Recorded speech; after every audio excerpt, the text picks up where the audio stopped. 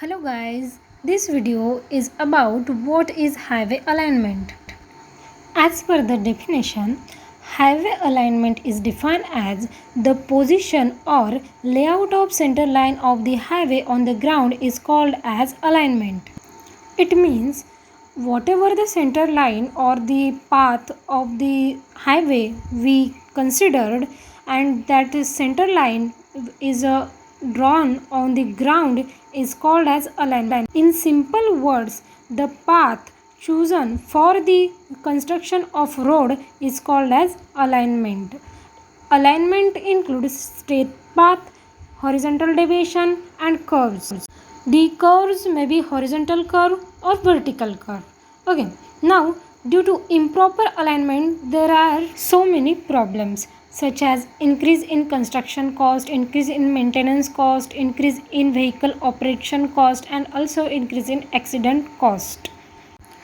Because if the horizontal curve or vertical curve are not properly provided, and the proper studies of that curve is not if done, then there is problem for vehicle operation cost. It affects the efficiency of the vehicles. We cannot expect optimum efficiency of vehicles due to improper alignment. Also, once the road is aligned and constructed, it is not easy to change the alignment, because if we want to change the alignment, we need to buy the adjacent land of that existing alignment, which it can be mostly costly, which will affect the cost of the road. In this picture, you can see the center line of the highway. In next image, the first image shows the curve of the road. The second image shows the horizontal curve. The third image is showing vertical curve, and the last image is showing rise and fall in the road. Now, what is the requirements of highway alignment? It should be short, easy, safe and economical. Short. It is desirable to have a short alignment between two terminal stations. For shortest distance, a straight line is considered.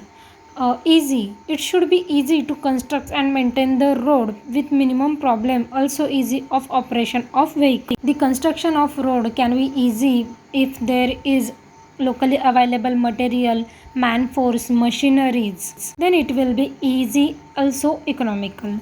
It must be safe.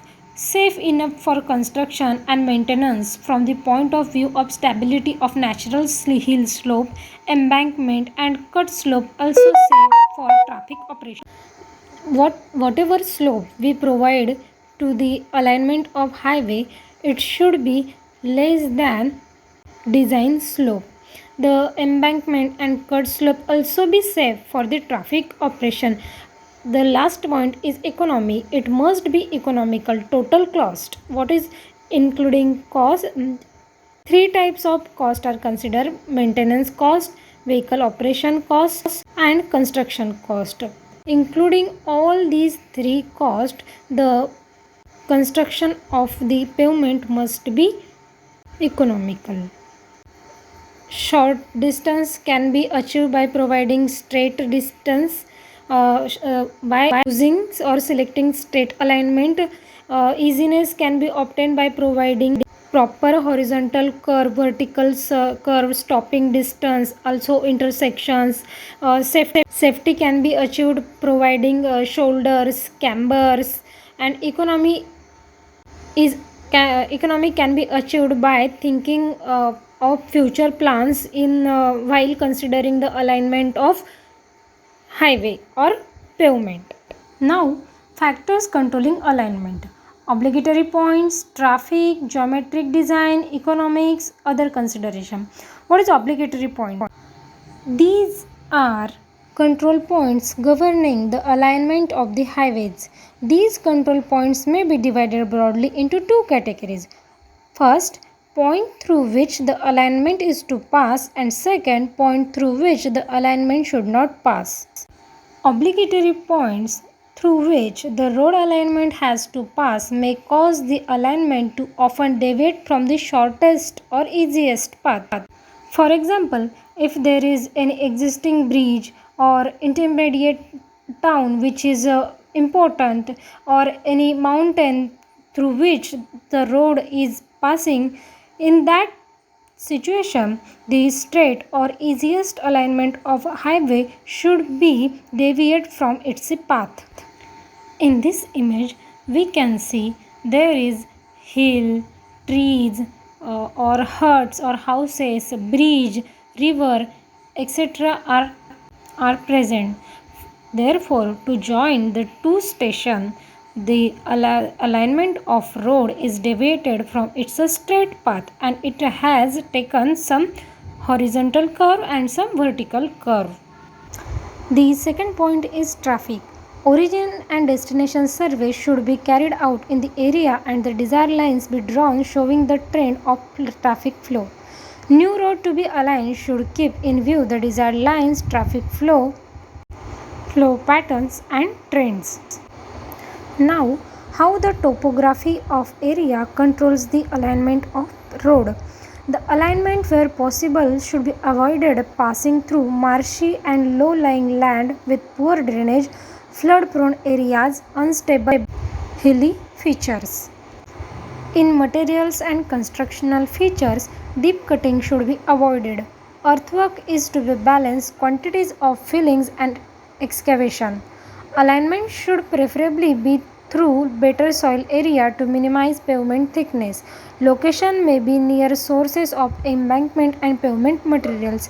If we consider all these points while considering the alignment, it may reduce the cost of project considerably. The next parameter is stability. As all we know, the common problem in hilly road is landsliding. The cutting and filling of the earth to construct the roads on hilly side causes steepening of existing slope and affects its stability. Next is drainage. Proper alignment should be considered to avoid the cross drainage structure. Cross drainage structure means the structure which are used to separate the two water bodies.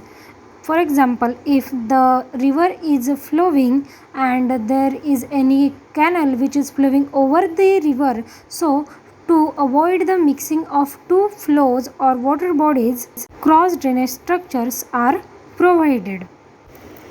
In this image, we can see the river is flowing and the canal is cross drained over it using the aqueduct. This type of structure is called as a cross drainage structure, and the number of cross drainage structure should be minimum while considering the alignment of highway. The next one is geometric standard of hilly roads.